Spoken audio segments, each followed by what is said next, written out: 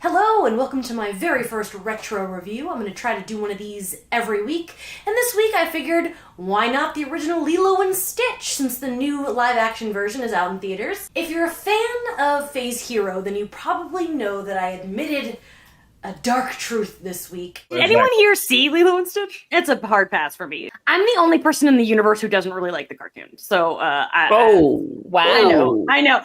Big yourself up to it. And I blamed it on the fact that I was 12 when it came out. Maybe I was too cool for school. But there's actually a much darker, sadder reason. And I didn't want to be a bring down bummer.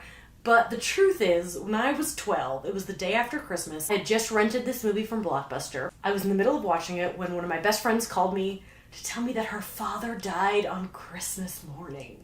So I've always associated this movie with that horrific incident. But I did talk to my friend yesterday, we're still friends all these years later, and she has kids of her own. She's taken them to see Lilo and Stitch, even though she does remember, quote, "I ruined that movie for you," which is terrible.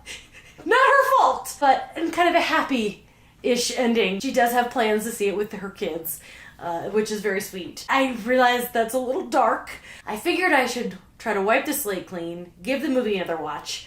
I did try it about 10 years ago, still didn't love it, and I have to say, after watching it again, I still don't love it. I'm so sorry. I do think it is a very well-made movie. I absolutely understand why people love it, and it's surprising because I love Disney. Most of the animated stuff at Disney, I'm a sucker for. I wouldn't necessarily call myself a Disney adult, but if they're like 2 rungs below, I'm close. I'm a 90s kid, so the Disney Renaissance era is very important to me. But it's not just because 2002, I was in that weird tween stage. Watching it back, I realized why I don't love it.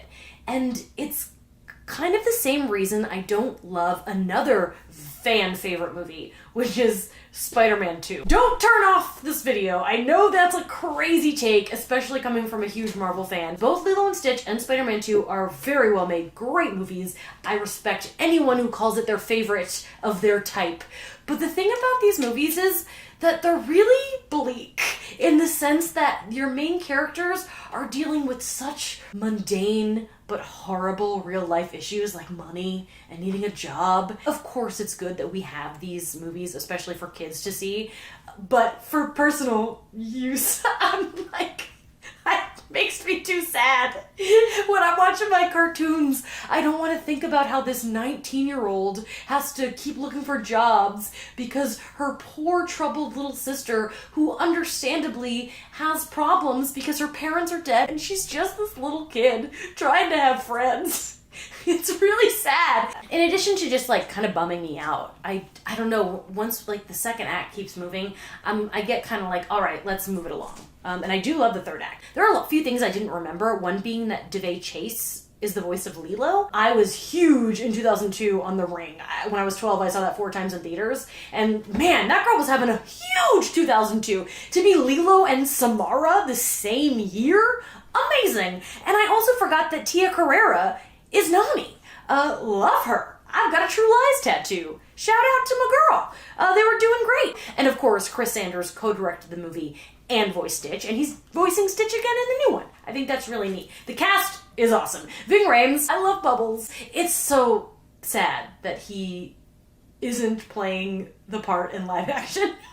Like, why isn't he? It's Courtney B. Vance, I think, and I'm sure he'll be great. But the character, it feels like it was just made for Ving to play. One thing I can't say anything negatively is the animation is great. It just, everything's so creative. I love the way the aliens look. I love that Stitch has extra arms that he can hide so he can pretend to be a dog.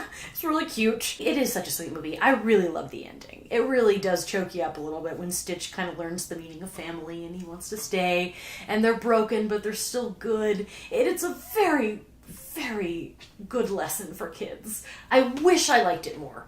I do. Again, these are me issues. I almost feel like I shouldn't post this. I've never seen the sequel, and this did make me kind of want to watch that. Can't stress enough, I get why everybody loves it. And let me tell you, it's fun to see people love it. I was at Tokyo Disney Sea a few weeks ago, and I saw the cutest freaking baby dressed as Stitch. It was genuinely the cutest thing I've ever seen. Keep that energy out there. I hope the Lilo and Stitch fandom only grows. I'm sure it will, because the new one is making a ton of money. Now it's time for my rating. Again, we do letterbox rules here, and I'm gonna give it a 3.5. I think that's, generous for a movie that I have never really liked. Ultimately, I'm really glad I revisited it. In honor of the new live-action Lilo and Stitch, over in my shorts section, I'm gonna be releasing my personal top 10 favorite live-action Disney movies, so keep an eye out for that. Thanks so much for coming to watch my latest video. Please help me out by liking, commenting. I'm sure you're gonna have a lot of thoughts and a lot of negative opinions about my negative opinions. So, great. Don't forget to subscribe and hit that little bell button so that you get the notifications of when I got new stuff dropping. And remember, it is very rude to take your phone out in a movie theater.